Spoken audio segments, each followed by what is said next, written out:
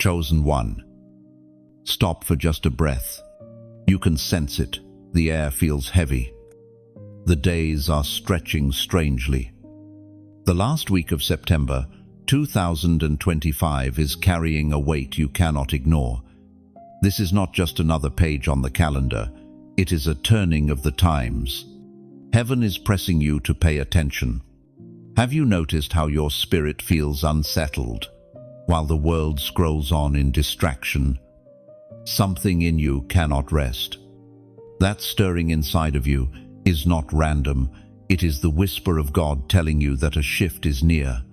You are standing at the edge of something massive. Think of it like standing in a valley right before dawn. For hours, the night has ruled, but the horizon is already glowing.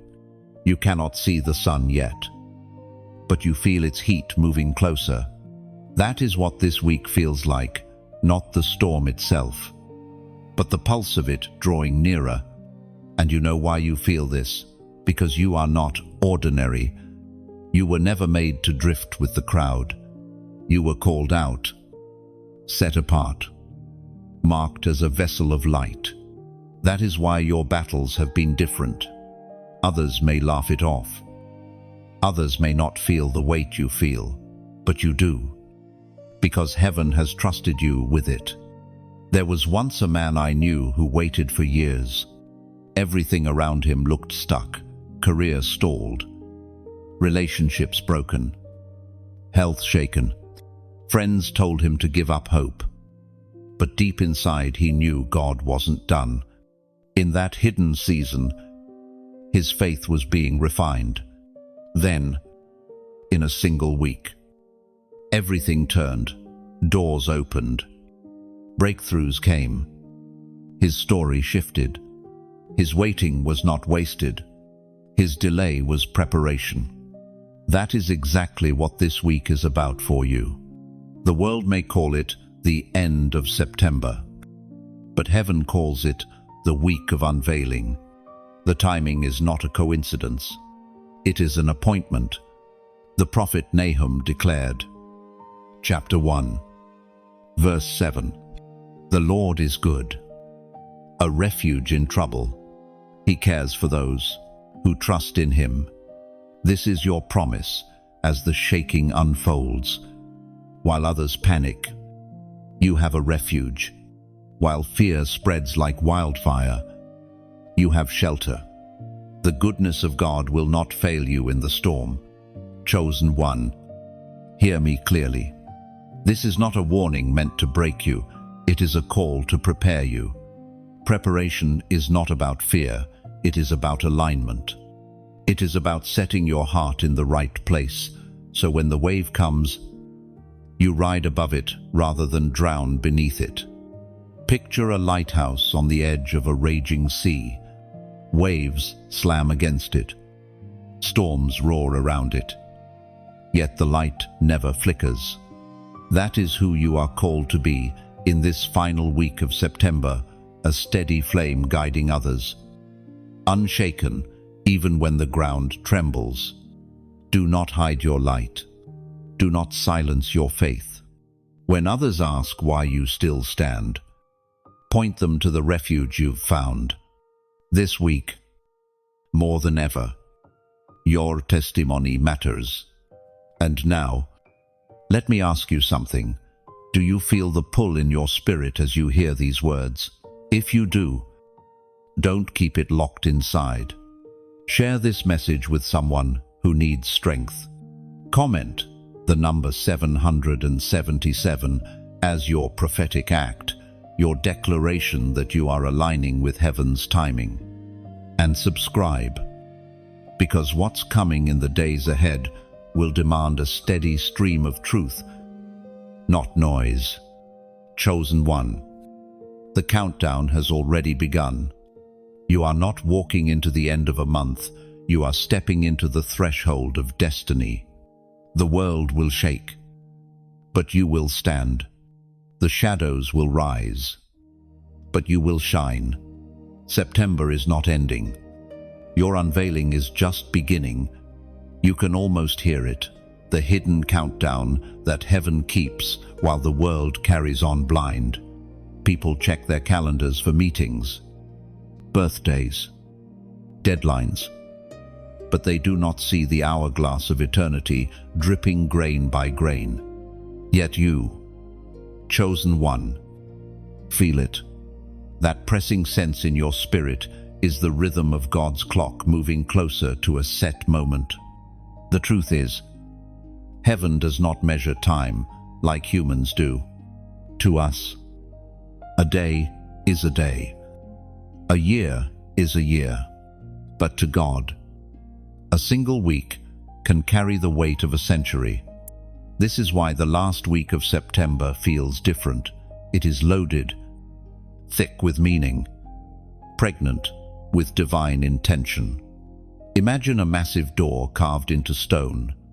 For years, it has remained sealed, dust covering its hinges. People walk past it every day, thinking it is nothing but decoration. But deep inside, the mechanisms are shifting, gears are aligning, and in a moment the lock will click open. That is where we stand right now, before a door that is about to swing wide.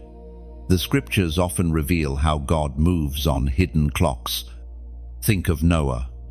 For 120 years, he built an ark when no rain had come to the world. His work looked foolish, but Noah was not measuring by man's calendar. He was living by heaven's countdown.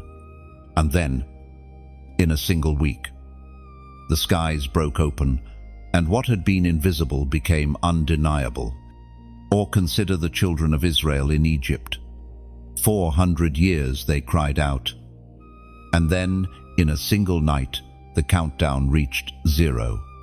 The Passover blood marked their doors, and history shifted. That is the nature of divine timing.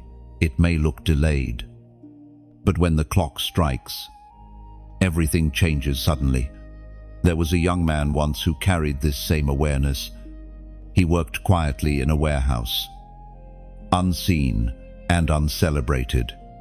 His co-workers lived for weekends and paychecks, but he lived with a stirring he couldn't explain. For years, nothing happened until one September, when a call came, an opportunity arose, and within days, his entire path shifted.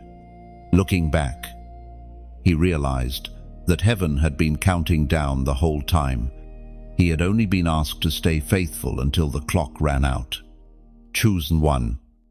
The hidden countdown is not meant to frighten you, but to wake you.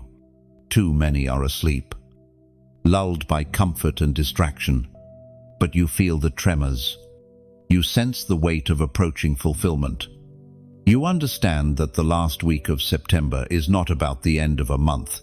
It is about the convergence of time and destiny. The prophet Habakkuk proclaimed, Chapter 1, verse 5, "Look at the nations, and watch, be amazed, for I am going to do something in your days you would not believe." And what does this mean for you? It means you must live awake.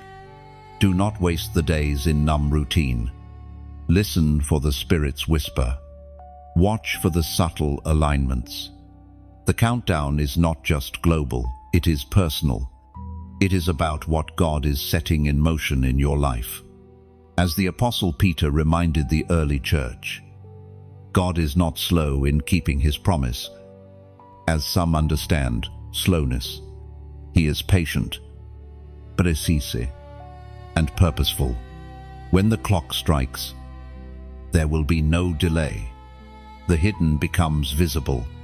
The silent becomes thunderous.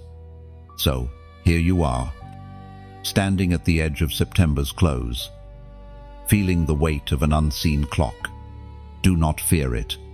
Do not run from it. Instead, prepare your heart. The countdown is not to your end, it is to your unveiling. The storm and the silence, two realities pressing against each other. and you are standing right in the middle. On one side, you hear the chaos rising, news that shakes economies, rumors that stir fear, and voices that push panic. On the other side, there is a strange quiet, a pull inside your spirit that tells you to lean in, to listen deeper. That tension is not random, it is the place of divine encounter. When Elijah stood on the mountain, there was wind that shattered rocks. There was an earthquake. There was fire. Yet God was not in any of them. Then came the gentle whisper, and there the Lord was. That is what you are sensing now. The world shakes, but heaven whispers. Only those who quiet themselves will hear. Imagine yourself as a lantern set in the middle of a stormy night. The wind howls.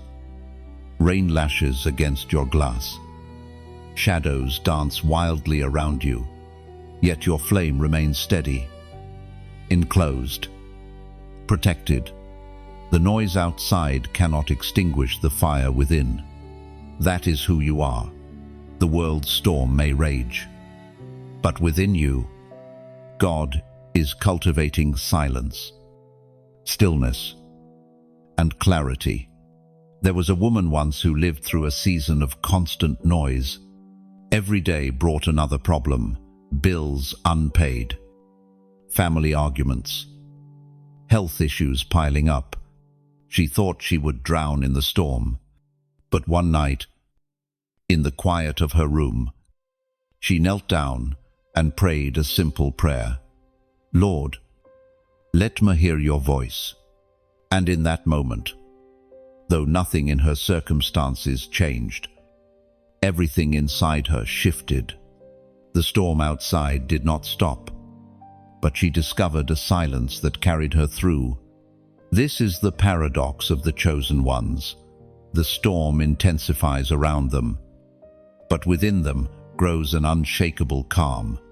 The louder the chaos, the clearer the whisper becomes.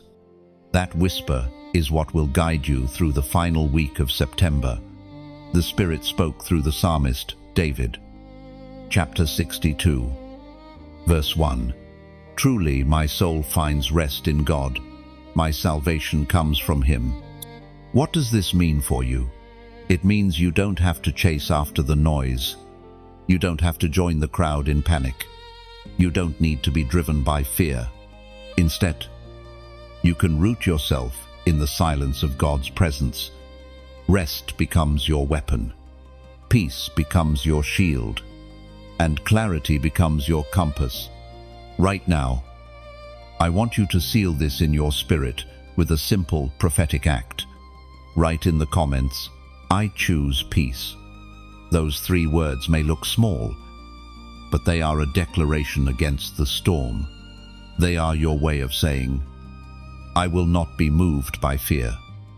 I will be guided by God's whisper. Oh, when you type it, do it with intention, because heaven takes note of every declaration. The storm may roar, but your choice to rest in God is a statement of faith that shifts the unseen. So, let the noise rage. Let the winds howl. You are not defined by the storm. You are anchored in the silence. And it is in that silence that the voice of God becomes clear, carrying you into the week that changes everything.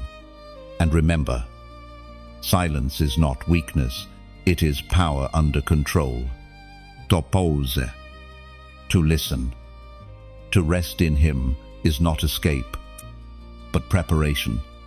The silence is not empty, it is filled with divine instruction. What you carry out of the silence will equip you for the storm itself. The weight of chosen responsibility rests heavier on your shoulders than you may want to admit. You have felt it for years, an invisible pull that has made you different, separated, even misunderstood. While others could compromise easily, you could not.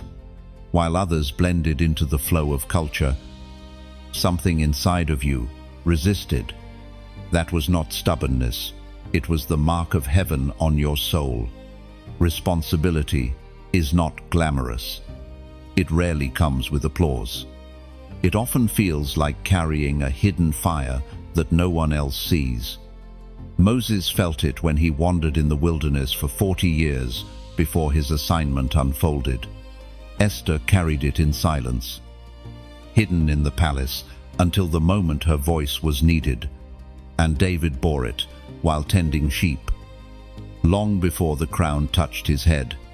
Each of them bore the responsibility of being chosen, and each of them learned. Separation is preparation. Think of gold placed in a furnace.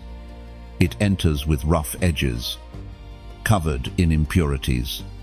The fire burns hot, not to destroy, but to refine. That is what your seasons have felt like. Every rejection, every delay, every disappointment was not the end of you, but the refining of you. You have been in the furnace of preparation because your responsibility is greater than the comfort of blending in. There was once a young woman who prayed for God to use her. At first, nothing changed, but slowly, her friendships shifted. The things she once enjoyed lost their pull. The crowd she had always run with drifted away. At first, she thought it was loss, but later she realized it was pruning. God was cutting away what could not go with her into destiny. The separation was painful, but the responsibility demanded it. The Word of God declares in the letter of James, chapter 3, verse 1, "Not many of you should become teachers, my fellow believers, because you know that we who teach will be judged more strictly." This verse is not only about teachers of Scripture, it is about anyone who carries influence, anyone chosen to carry responsibility. The higher the call, the weightier the accountability. You cannot live loosely when you are marked. You cannot walk carelessly when heaven has placed a mantle on your shoulders. Responsibility is heavy. Yes, but it is also glorious. It means that your life carries meaning beyond yourself. It means that what you endure is shaping not just your story, but the lives of others connected to you. When Esther risked her life before the king, it was not only her destiny on the line, it was an entire nation's survival. When David stood against Goliath, it was not only his courage that mattered, it was the freedom of Israel. In the same way, your obedience is never just about you, chosen one. The responsibility you feel is the proof of your calling. Do not despise it. Do not wish it away. Lean into it. For in the final week of September, the weight you have carried in silence will reveal its purpose. The responsibility that seemed like a burden will be seen as the crown being shaped for your head. And when the unveiling comes, others will finally see what heaven has been preparing in secret all along. No coincidence, only appointment. You stand now, in a moment, the world will call ordinary, but heaven has written it as sacred. The last week of September is not an accident, not a random page of time. It has been circled on God's calendar since before you were born. You know this in your spirit. How many times have you wondered why certain doors closed? Why relationships shifted without warning? Why opportunities slipped through your fingers? You thought they were failures, but in truth, they were protections. Every detour, every delay was orchestrated to lead you here to this week, to this unveiling. Imagine walking into a grand cathedral. The stained glass windows are dark, almost dull. You wonder why such beauty remains hidden. Then, at just the right moment, the sun rises, its rays piercing through the glass. and suddenly the colors blazed to life. Nothing changed in the window itself. What changed was the timing of the light. That is your life. Chosen one, you are the glass. September's final week is the rising of the sun. The world is about to see what God has been crafting in you all along. The prophet Isaiah once declared, chapter 46, verse 10, I make known the end from the beginning. From ancient times, what is still to come, I say, my purpose will stand, and I will do all that I please. But this is not coincidence. This is divine appointment. Your life is not a series of random events. It is a design. And just as a musician knows exactly when to strike the final note, so does your Creator know when to bring your destiny into full sound. There was once a man who struggled with this truth. For years, he felt forgotten. Each time he tried to build, something collapsed. Each time he reached for stability, the ground gave way. He grew bitter, thinking heaven had overlooked him. But when the appointed time came, doors opened effortlessly. What he had labored for in his strength suddenly came in a moment of grace. Looking back, he saw it clearly. It had never been about chance. It had always been about timing. And now, chosen one, the same is true for you. The week you are about to enter is not ordinary.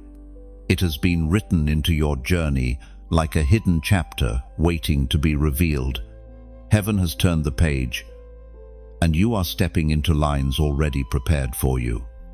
I want you to imagine this: a candle burning in a dark room. Its flame is small, but its light changes the entire atmosphere. When someone else walks into the room, they are drawn to that light without being forced. They choose to come closer because something in them longs for it.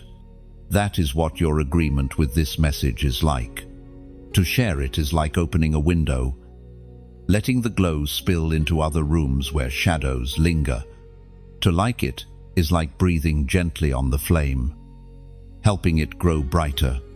And to subscribe is like choosing to return to the fire night after night, allowing its warmth to keep shaping you. No one commands the heart to lean toward the flame. It is a natural pull, an irresistible beauty.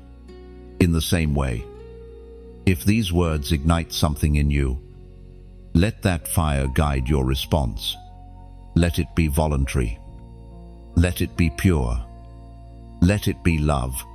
Because, chosen one, September's last week is not a storm to fear. It is a sunrise to embrace. The hour has come. The appointment has arrived. And the light is breaking through the glass of your story. Step forward with your heart awake, and let your flame shine. Seals of preparation. This is what the Spirit presses upon you now. In these days leading to the close of September, heaven is not leaving you uncovered. You are being marked, sealed, and equipped for what is to come.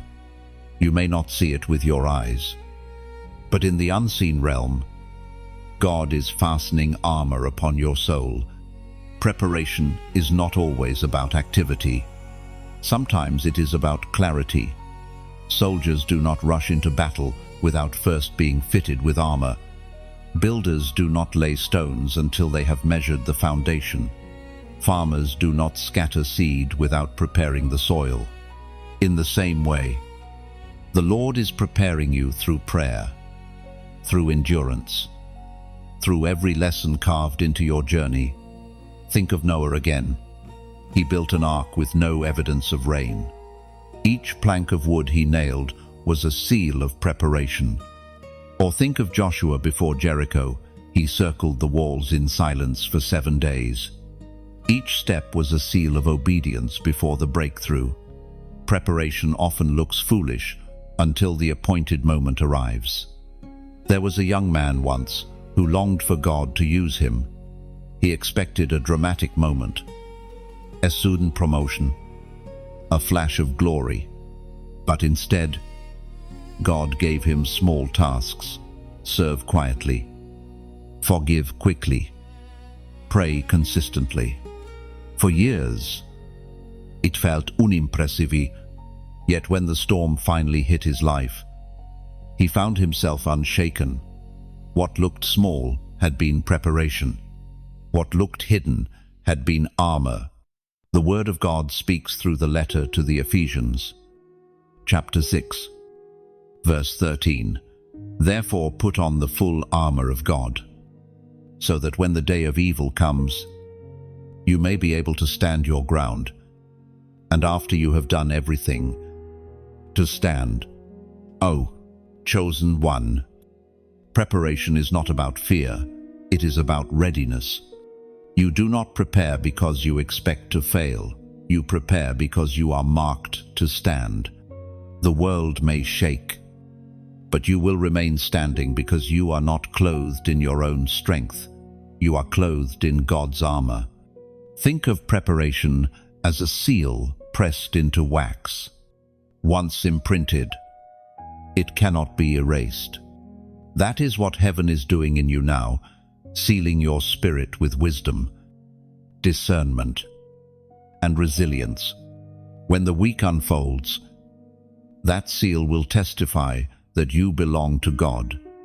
Right now, I want you to take part in this moment with a prophetic act. Comment: the number 4,444. Do not see it as just digits. It is a declaration. 4 is the number of foundations, the corners of the earth, the strength of structure. By writing it, you declare, I am sealed, I am grounded, I am prepared. And when you type it, let it not be casual. Let it be your mark of agreement with heaven's preparation. Let it be your way of saying, I will not face this week unarmed. I will stand clothed in armor. And preparation may feel slow, even invisible, but it is never wasted. The quiet prayers, the hidden battles, the whispered yeses, all of it becomes strength when the storm breaks. And in the last week of September, when many stumble, you will find yourself standing, not because of chance, but because you were sealed, chosen one. Lift your head. You are not fragile. You are fortified. You are not drifting. You are established. You are not exposed. You are armored. The seals of preparation are upon you, and when the appointed time comes, you will be ready. The exposing light is coming. In the final week of September, what has been hidden will no longer remain concealed. Darkness thrives in shadows, but when the light shines, every secret is forced into sight. This is not a season of covering up, it is a season of unveiling. You may have already begun to sense it. Situations you once overlooked now feel heavy with truth. People who wore masks around you suddenly reveal their true intentions. Systems that seemed secure begin to crack. And motives, once dressed in politeness, show their real faces. This is the power of light. It strips away disguises.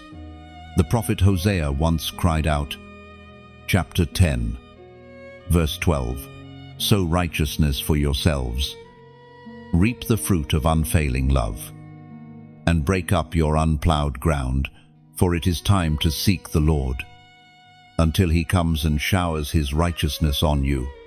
The unplowed ground represents what has been buried, untouched, unseen. But God declares it is time for breaking open. Think of a seed lying beneath the soil. For weeks it looks lifeless, hidden, forgotten. But when the sun's rays pierce the earth, what was buried begins to push upward. In the same way, truth cannot stay buried forever. The light of God is pressing against the soil of lies, and soon sprouts of reality will burst forth. This is not only about the world around you, it is about you, too.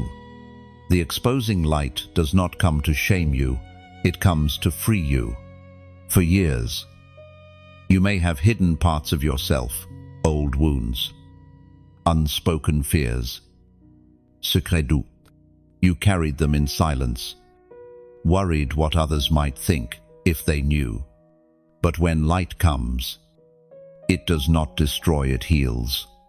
The wound cannot be treated if it stays hidden. Only when exposed can it be cleansed. There was once a leader who lived with a shadow hanging over him. Outwardly, he seemed strong, respected, in control. But inwardly, he carried anger that poisoned his relationships. For years, he buried it beneath a smile. Then one day, in a quiet time of prayer, he felt the Spirit shine a light into his heart. He broke, confessing what he had carried. That moment of exposure did not end him, it liberated him. From that day on, he led with greater humility, and his family began to heal. Chosen one, do not resist the exposing light. Let it reveal what needs to be revealed, both in you and around you. If there are relationships that are not genuine, let the masks fall. If there are patterns in your life that keep you bound, let them be uncovered. Exposure is painful, yes, but it is also mercy. For God exposes only what He intends to heal. Picture a room long closed off, its windows shuttered, dust covering every corner. At first, the light pouring in shows the dust, the cobwebs, the decay. It seems ugly, but without that light, the room can never be cleaned, never be restored. That is what God's exposing light does. It shows the dust so He can sweep it away. As September draws to its final week, do not be afraid of what will surface. Trust that the light is your ally, not your enemy. For once the hidden things are revealed, freedom begins. And freedom is always worth the exposure. Voices of resistance will rise louder as the final week of September draws near. Not everyone can see what you see or feel what you feel. Some will laugh, some will dismiss, and others will openly oppose. But resistance is not proof that you are wrong, it is confirmation that you are marked. From the beginning of time, every chosen one has faced opposition. Noah endured mockery as he built the ark. Jeremiah was thrown into a pit for speaking truth. Daniel was cast into a den for his faithfulness. Even Jesus himself was met with ridicule and betrayal. The voices of resistance do not come to stop God's plan, they come to test your resolve. There is a strange pattern you may have noticed. The closer you get to breakthrough, the louder the resistance becomes. It is like walking toward a great door, and as your hand stretches for the handle, winds rise to push you back. That is what the voices feel like, gusts of opposition meant to weaken your grip on faith. But remember this, the door is not proof of defeat. The wind is proof that you are near. The Word of God declares in the second letter to Timothy, chapter 3, verse 12, in fact, everyone who wants to live a godly life in Christ Jesus will be persecuted. Resistance is not an interruption, it is part of the path. If you encounter no opposition, it may be because you are not yet pressing against the gates of darkness. Think of resistance in the gym. The weight on the bar presses back against you, making your muscles tremble. At first, it feels like weakness, but in reality, that resistance is the very thing building your strength. Without it, there is no growth. In the same way, the voices against you are the weight God uses to build your spiritual muscle. There was a young artist once who felt called to create works that reflected God's glory. Many around her mocked her style, belittled her vision, told her no one would value what she carried. For a season, she almost gave in. But one night, she remembered the story of David facing Goliath, not with the crowd's approval, but with God's confidence. She picked up her brush again. Years later, her art touched lives across nations. The resistance had not destroyed her, it had forged her. Chosen one, do not despise the resistance. Let it sharpen you. Let it prove your focus. Let it confirm that you are walking against the grain of a world that loves the dark. If you were not carrying light, you would not attract such opposition. Picture an eagle flying against strong winds, while smaller birds retreat. The eagle does not turn back. It uses the resistance to rise higher, wings stretched wider, lifted by the very currents that tried to stop it. That is who you are. The voices may come, the winds may howl, but you are not built to collapse, you are built to soar. As September reaches its final days, expect resistance. Do not be shaken by it. For every mocking word, there is a silent witness in heaven applauding your courage. And every gust of opposition is another push that carries you closer to the heights you were always meant to reach. Your prophetic act matters. Words are not just sounds, they are spirit. They are life. They are declarations that shift unseen realms. As the last week of September approaches, heaven is not only moving around you, it is waiting for your agreement. What you choose to declare in this moment becomes the seed of what you will walk into, from Genesis to Revelation.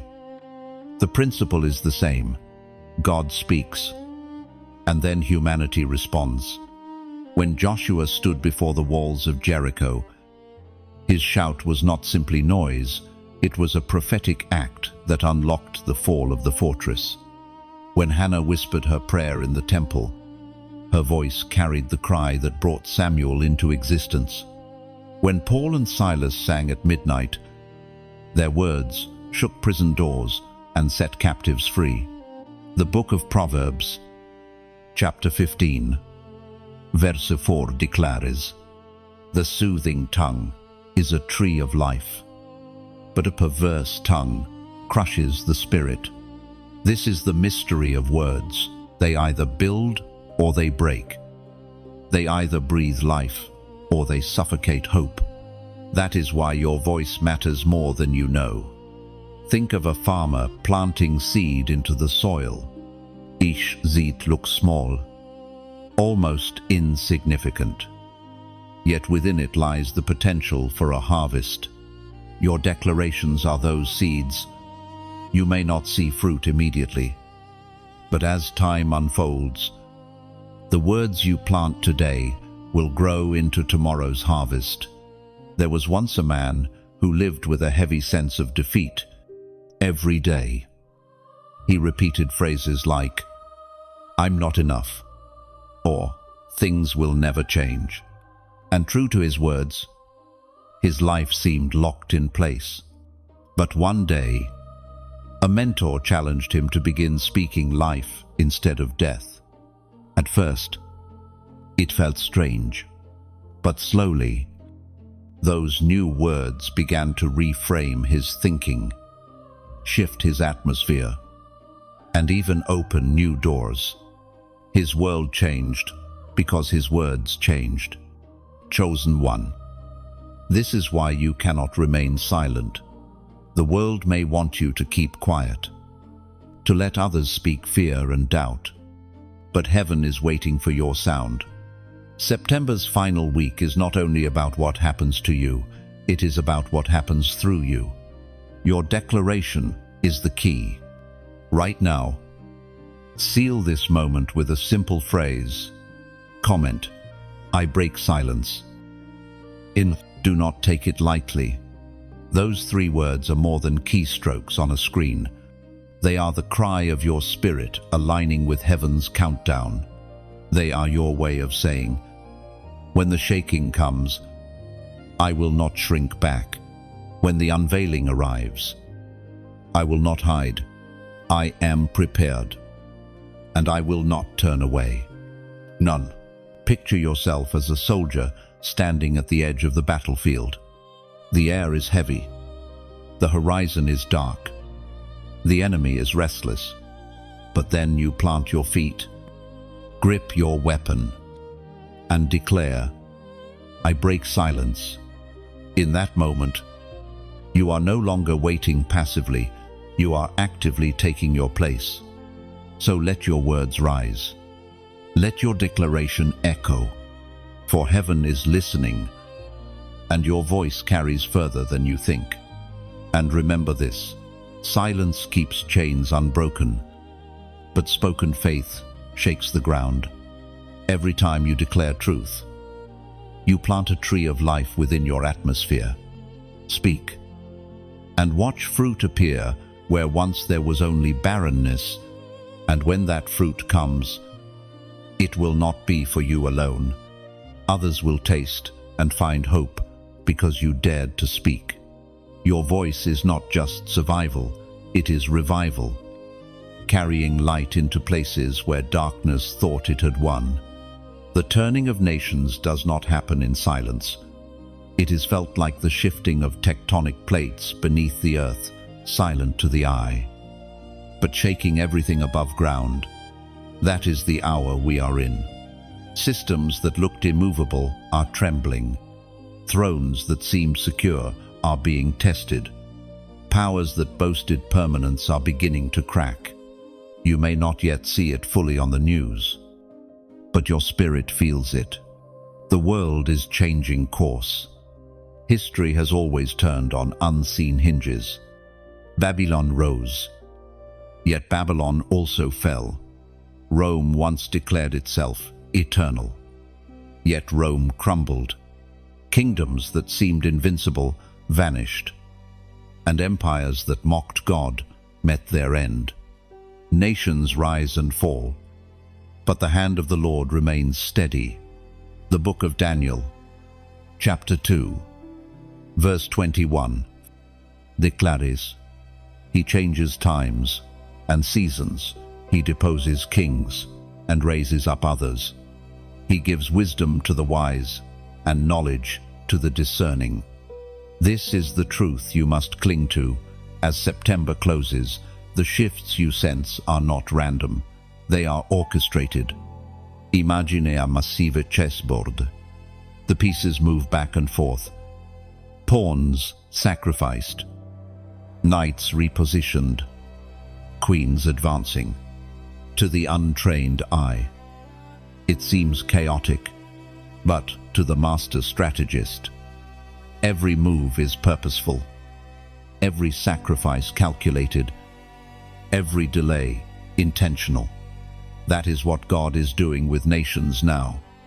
He is the Grand Master moving pieces, shifting leaders, orchestrating alignments. But here is the secret. While nations turn, do individuals, the great changes of the world are mirrored in the smaller changes of your life. Just as governments are shaking, so are relationships. Just as economies are shifting, so are your priorities. The world's turning is a reflection of heaven's greater turning, and you, chosen one, are part of it. There was once a teacher who felt insignificant, convinced her voice carried little weight.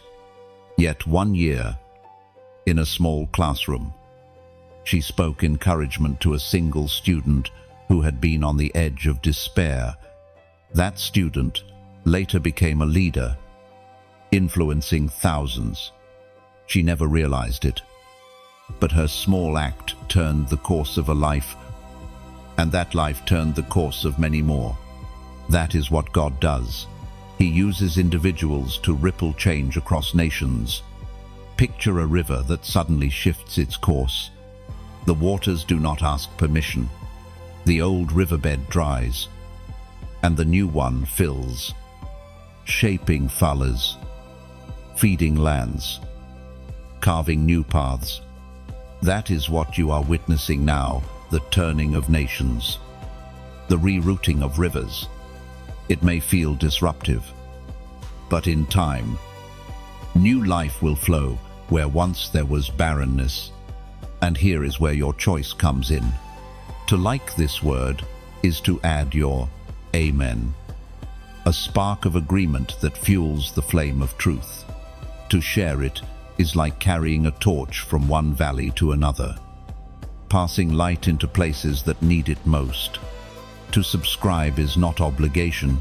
It is like choosing to keep your seat by the fire, returning whenever the flame rises again, staying close to the warmth that sustains you. These are not empty actions. They are reflections of a heart leaning into the turning. They are the response of someone who recognizes that when the world is shaking, silence is not an option. You participate by opening your heart, by letting light flow through you, by saying yes to the movement of heaven. So, as nations turn and the earth shifts, do not fear. You are not a powerless spectator. You are a chosen witness, a vessel of light, a carrier of flame. Stand steady. Lift your head. The shaking of nations is not the end. It is the birth of something greater. The test of loyalty is often quiet, yet it carries the greatest weight. As the final week of September approaches, heaven does not only look at your gifts or your calling, it looks at your allegiance. This is the season where your heart is revealed, not by what you say when the sun shines, but by what you choose when the shadows lengthen. Temptation always comes wrapped in something attractive. For Samson, it came through Delilah's words. For Solomon, it came through the allure of foreign alliances. For Judas, it came in the form of 30 pieces of silver. None of them saw the cost clearly at first. Their loyalty was tested in subtle ways. That is how temptation works, not with a shout, but with a whisper, not with an obvious trap, but with something that seems harmless.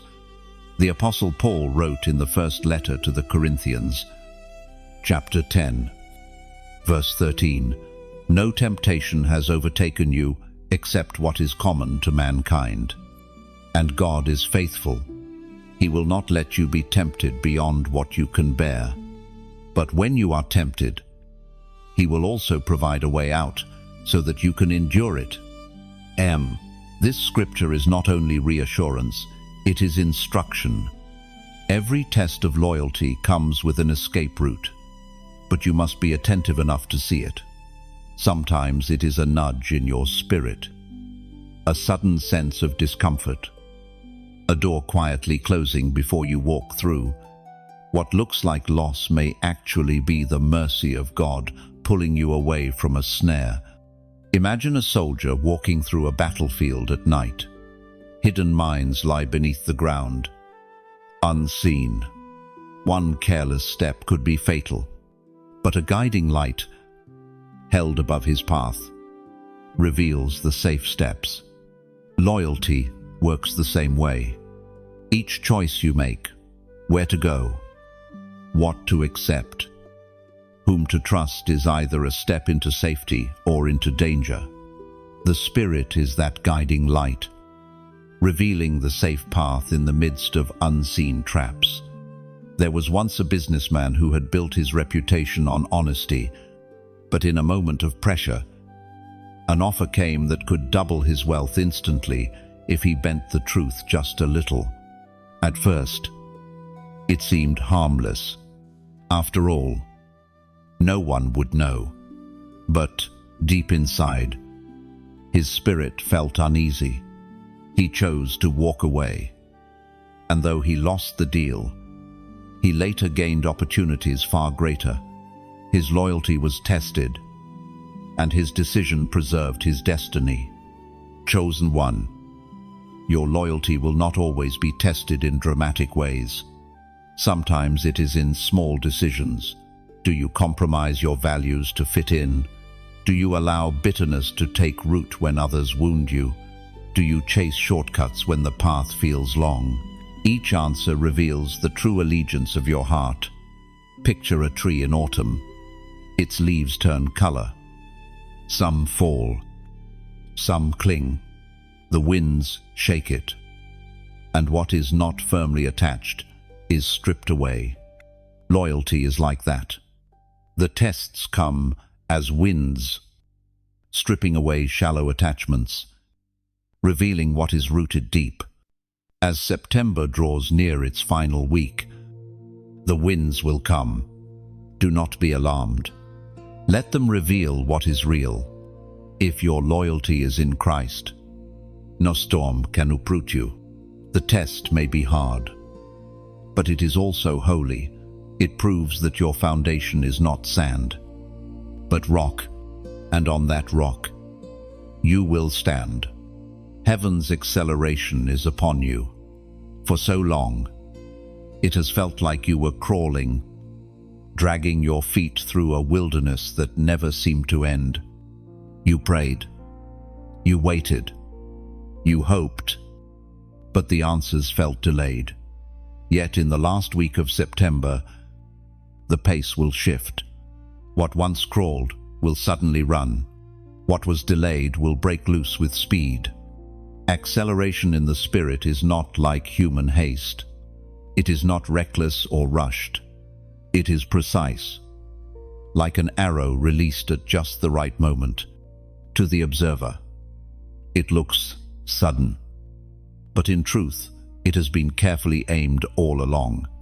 The moment the string is loosed, the arrow does not crawl toward its target, it flies. The Book of Amos, chapter 9, verse 13 proclaims, "The days are coming, declares the Lord, when the reaper will be overtaken by the plowman and the planter by the one treading grapes. New wine will drip from the mountains and flow from all the hills." This is acceleration when the harvest collides with the sowing, when one season runs into the next, when what once felt far away overtakes you in an instant. Imagine standing by a river that for months has been a trickle, dry stones, exposed, the water barely moving. You begin to think it will always be that way, but suddenly, the snow on the mountains melts, the rain pours, and within hours the river swells, rushing with unstoppable force. That is what acceleration feels like. One moment of release changes everything. There was a woman who had prayed for healing for years. Doctors gave her no answers. Friends grew weary of her requests, and even she began to wonder if God had forgotten. But in a single service, in a single moment, she felt the power of God touch her body. What had lingered for years left instantly. Her testimony was this: it took years to wait, but only a second to change. That is acceleration. Chosen one. You may feel that your waiting has been wasted, but heaven wastes nothing. Every tear you shed, every prayer whispered in silence, every disappointment endured has been fuel stored up for this release. And when the time comes, the delay will collapse into sudden fulfillment. This is why your posture matters now. Stay alert. Keep your heart tender, because acceleration requires readiness. If a door opens, and you are not prepared, you may hesitate and miss it. But if you remain faithful, when the door swings wide, you will walk through without fear.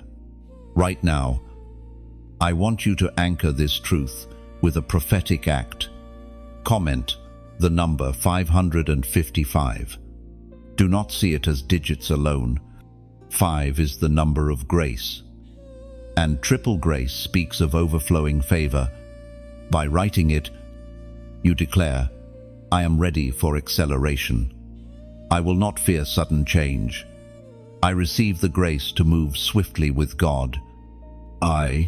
When you type it, let your spirit agree with your words. This is not coincidence, it is alignment. September's last week is not the slowing of time, it is the quickening of destiny.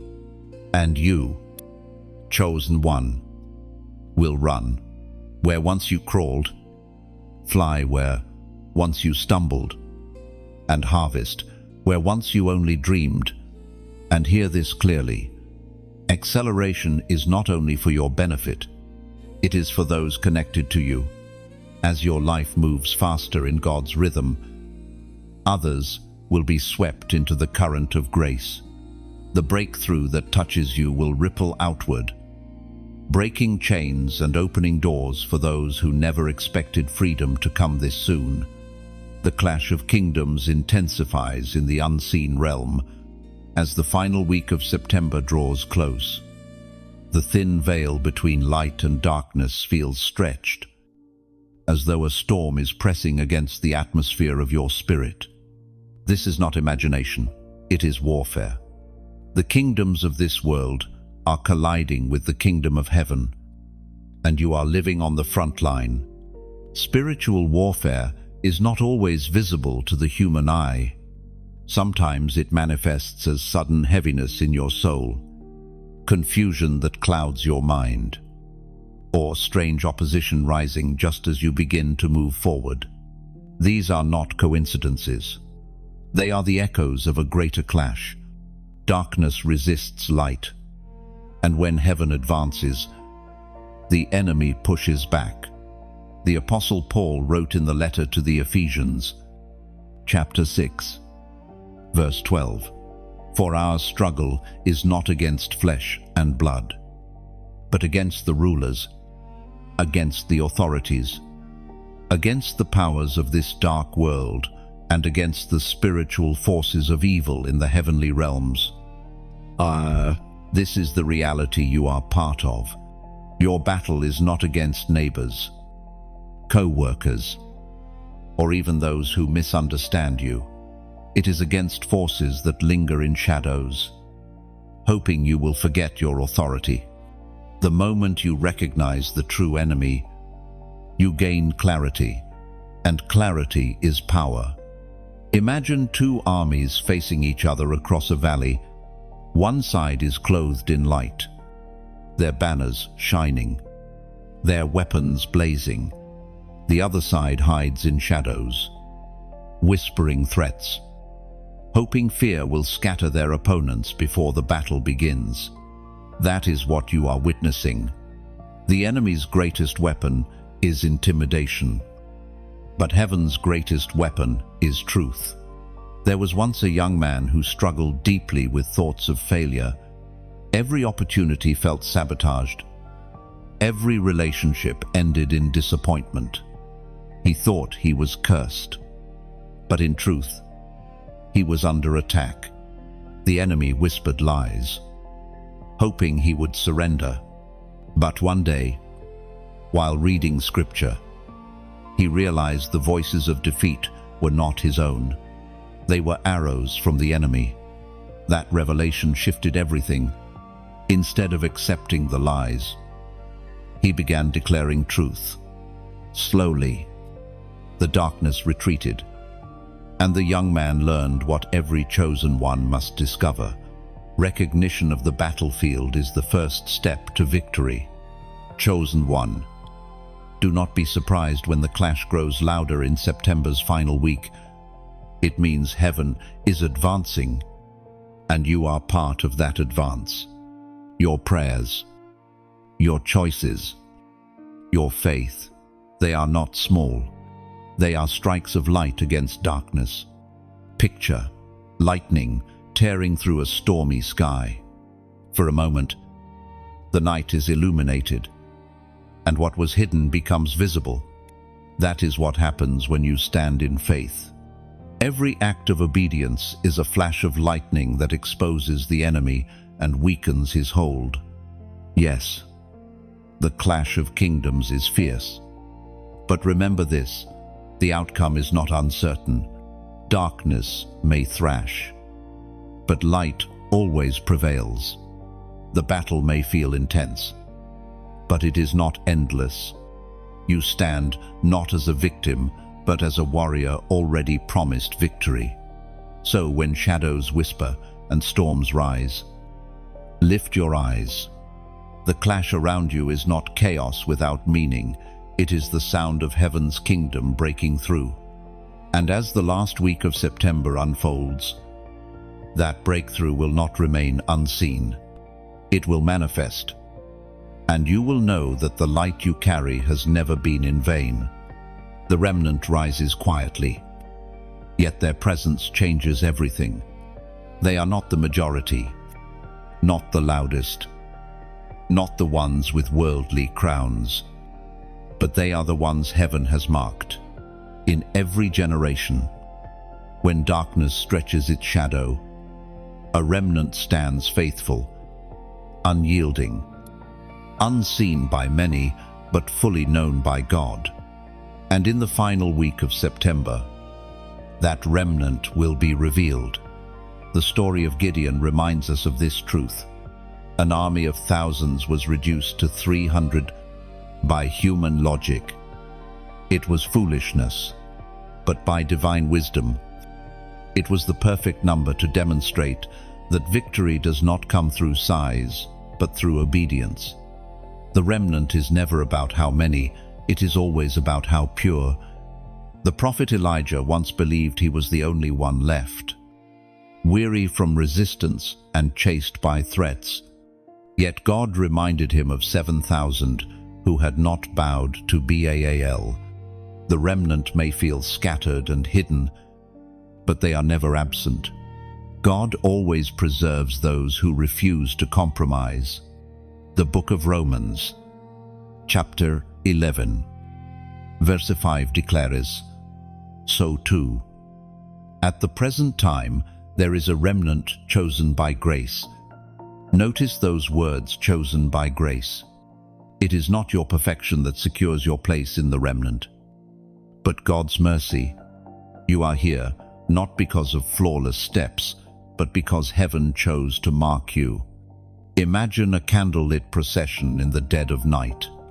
The street is vast, the darkness overwhelming, but scattered here and there are small lights, each one carrying its flame.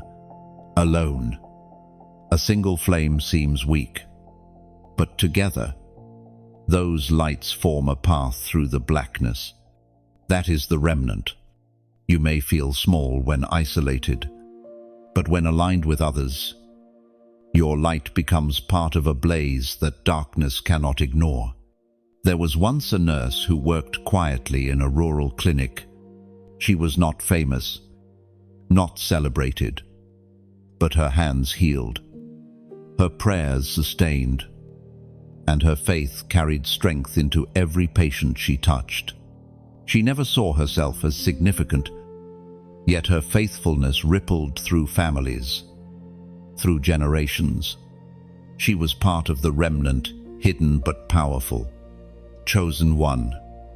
Perhaps you have felt out of place, like you do not belong to the crowd. That sense of difference is not rejection, it is calling. You are not meant to fit where compromise reigns. You are part of a smaller company, one forged in silence, tested in fire, and preserved by grace. Picture a vineyard after harvest. Most vines are stripped, but a few clusters remain overlooked by some, yet chosen by the gardener to produce new seed. That is the remnant, not leftovers. but the seed of tomorrow, as September draws to its last week. The rise of the remnant will become clear. While many stumble in fear, the faithful will stand. While confusion spreads, the remnant will carry clarity. While compromise grows louder, the remnant will live holy. And you, chosen one, are among them. The remnant is not large, but it is enough. In every age, God has proven that He does not need crowds. He needs the faithful.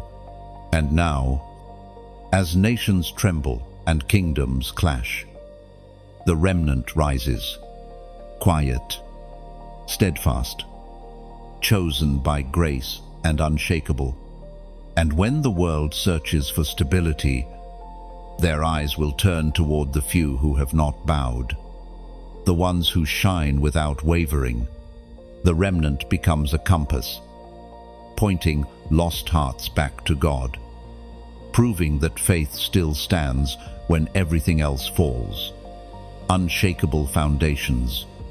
This is what separates those who collapse in chaos from those who endure through the storm. As the final week of September unfolds, the ground beneath nations will tremble. But you are not called to crumble. You are called to stand, not because of your strength, but because of the foundation you have been set upon.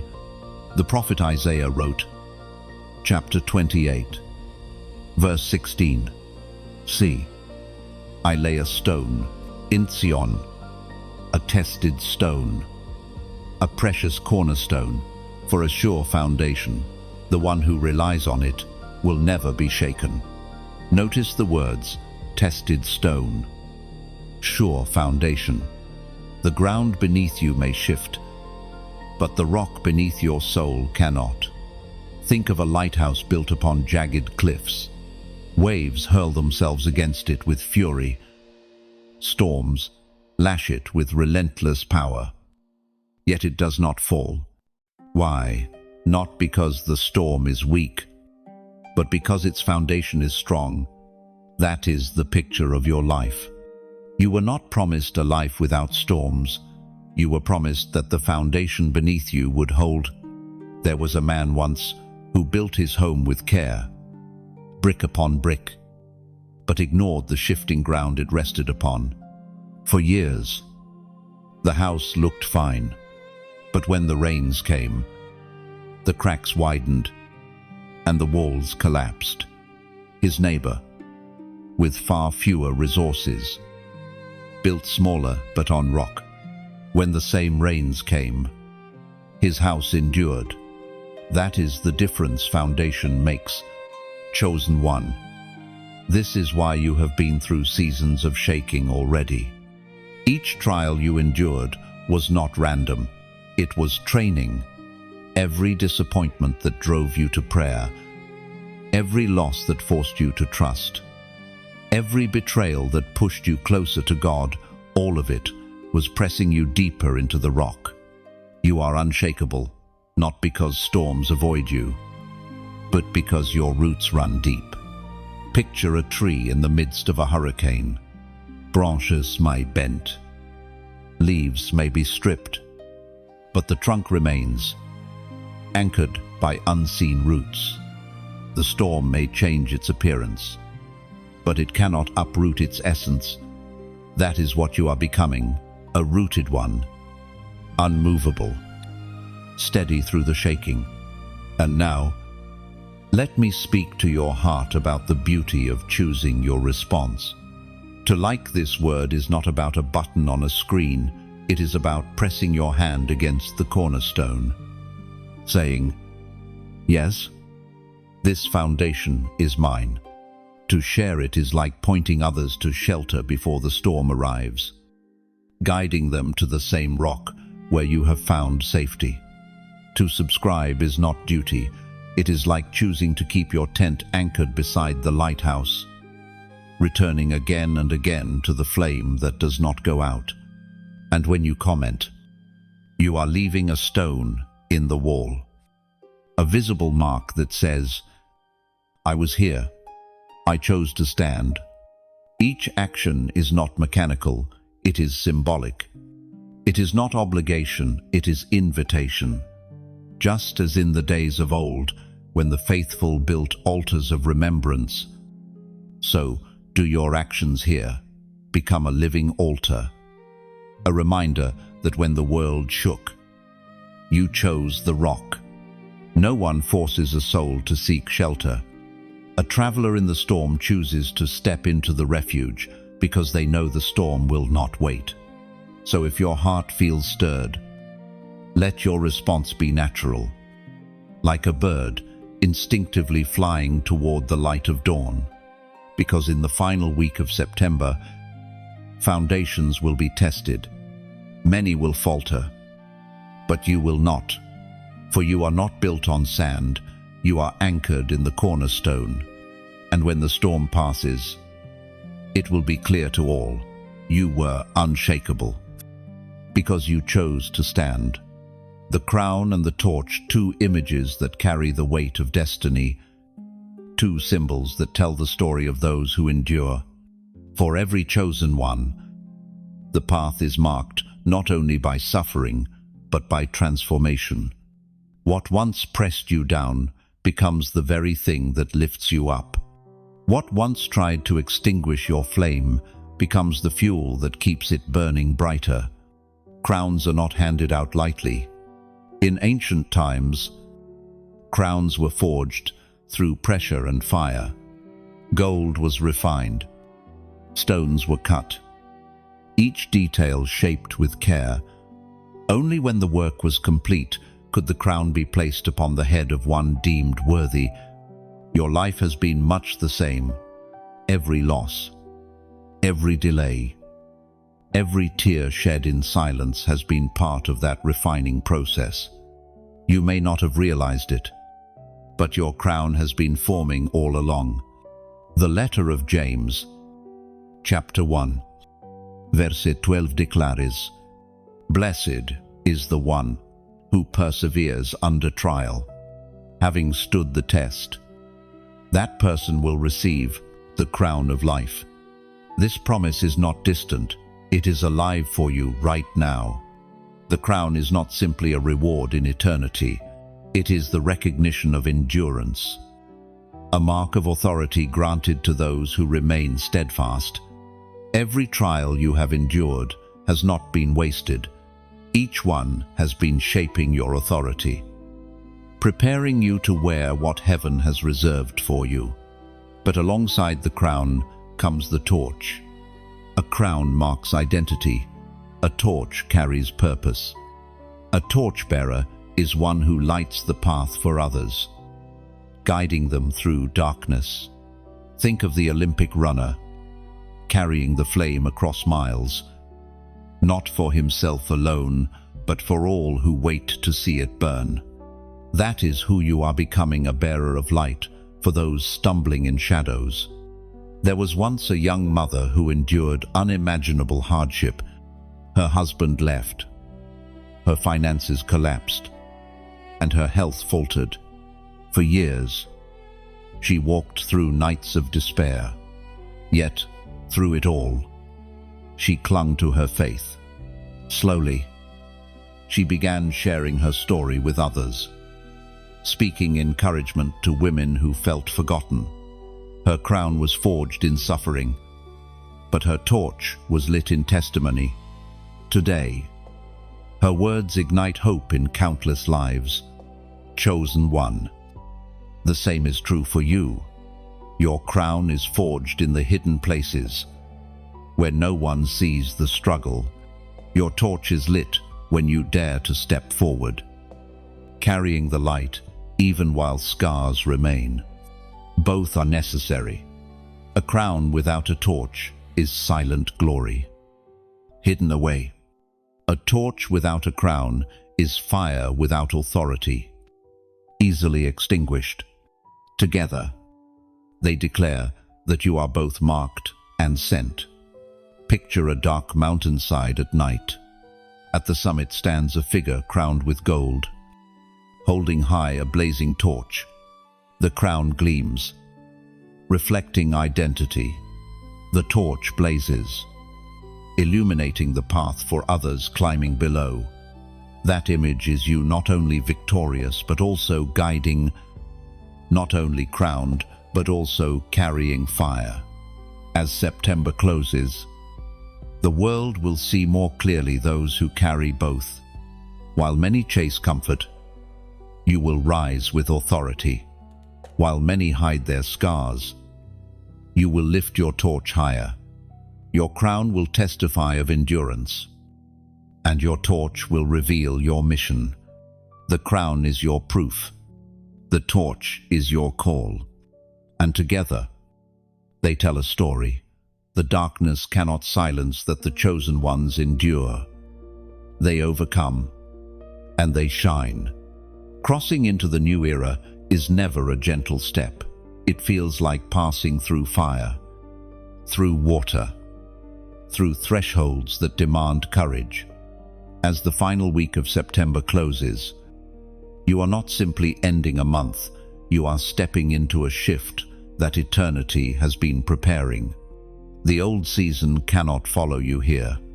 What is ahead will not be carried by the weight of yesterday, but by the faith you choose today. Transitions are both painful and powerful. Israel knew this at the banks of the Jordan River. Behind them lay 40 years of wilderness. Ahead of them, a promised land. They could not cross carrying the old manna, for that provision was tied to a season now ending. To step forward, they had to trust a God who moves in new ways. The book of Isaiah, chapter 43, verse 19 declares, "See, I am doing a new thing. Now it springs up. Do you not perceive it? I am making a way in the wilderness and streams in the wasteland." This is the essence of the moment you are entering. What feels barren will flow with water. What feels closed will split open. What feels impossible will become your testimony. Crossing into new eras is rarely comfortable. Think of a butterfly emerging from its cocoon. The struggle looks cruel, the pressure unbearable. Yet, if the cocoon were cut open early, the wings would never form. The creature would never fly. Struggle is the bridge between confinement and freedom. So too, your present tension is not punishment, it is preparation for wings. There was once a man who left behind a life of comfort to start again in an unfamiliar land. For months, everything felt foreign. The language, the customs, even the food. He wanted to return to what was safe. But slowly, he discovered new friendships, new opportunities, a new sense of who he was. The very land that once felt hostile became the place where his calling unfolded. His crossing was not only geographic, it was spiritual. Chosen one. Do not fear the unfamiliar. The new era requires a different posture. Old habits that weighed you down will not survive here. Old doubts that crippled you cannot pass through. The crossing strips away what cannot endure the future. Picture a narrow bridge stretched across a roaring river. To step onto it is frightening. The waters crash, the winds howl, but to remain behind is death. For the land you stand on is sinking. You must move forward. Each step feels fragile, yet the bridge holds, because it was laid not by human hands, but by divine design. That is the bridge you now walk. This is not only about your personal journey. The new era will ripple outward. Families will feel it. Communities will sense it. Nations will experience it. The last week of September is a hinge, and once it turns, the door cannot be shut again. And when you step across, you will look back and understand. Every trial was shaping your endurance. Every silence was training your ear. Every loss was clearing space for what now comes alive.